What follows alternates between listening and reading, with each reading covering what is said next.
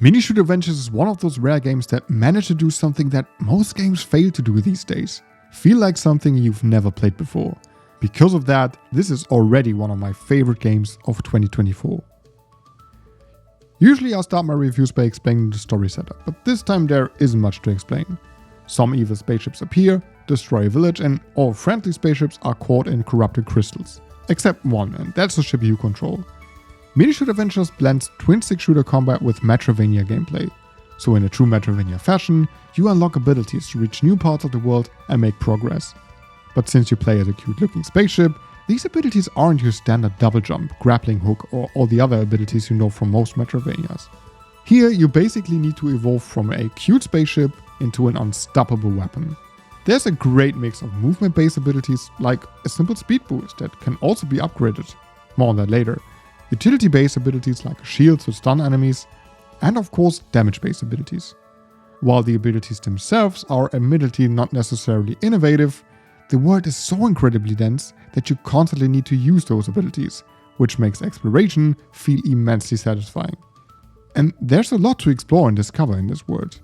You can collect heart pieces to get more HP, find your fellow ship friends that grant you access to unique benefits, such as marking points of interest on your map, and of course crystals you can destroy to get these small red orbs.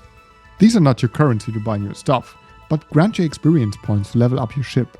With each level up you get a skill point to invest in upgrades such as a higher fire rate, faster movement speed, or simply more damage. Of course, enemies also drop a lot of these orbs, so even without exploration, you will gain a lot of levels. Which is great because upgrading parts on your ship not only is crucial to surviving some of the areas in the late game, but also insanely fun because every upgrade is meaningful, really makes a difference, and most importantly, makes you feel so powerful.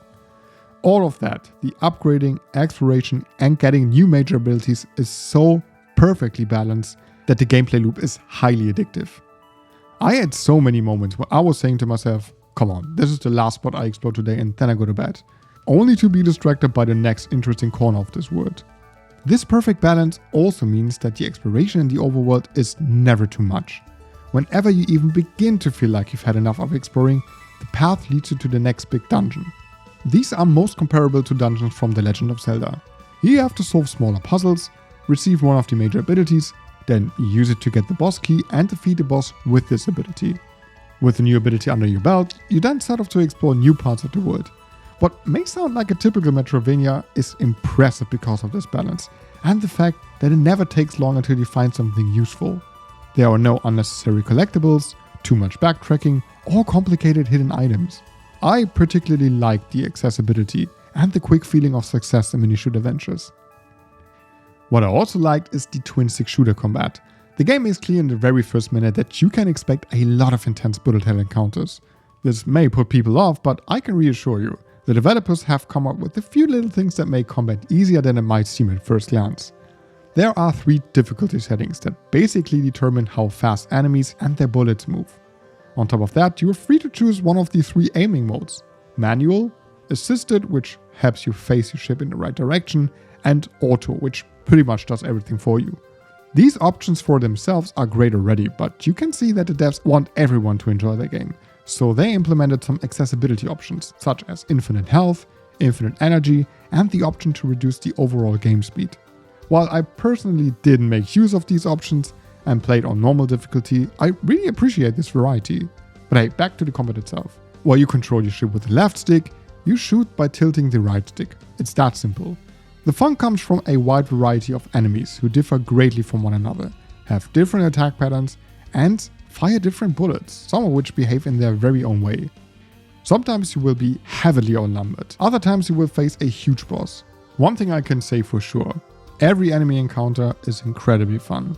Some situations seem hopeless but are always fair, and getting out of these situations is incredibly exciting, intense, and personally left me on the edge of my seat. If you die, you get transported to the last checkpoint, which basically is my only gripe I have with this game. There simply aren't enough checkpoints.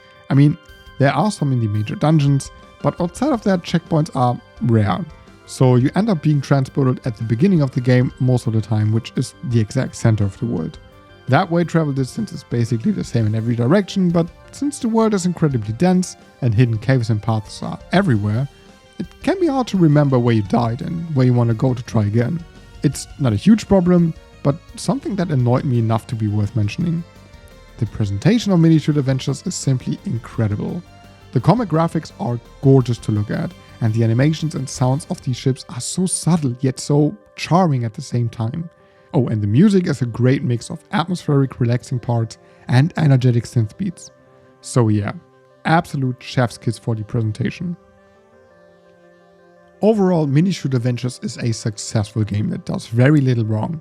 The exploration is extremely satisfying thanks to the many upgrades and the good level design, and the twin-stick shooter combat is demanding, offers a thrill, but is never unfair.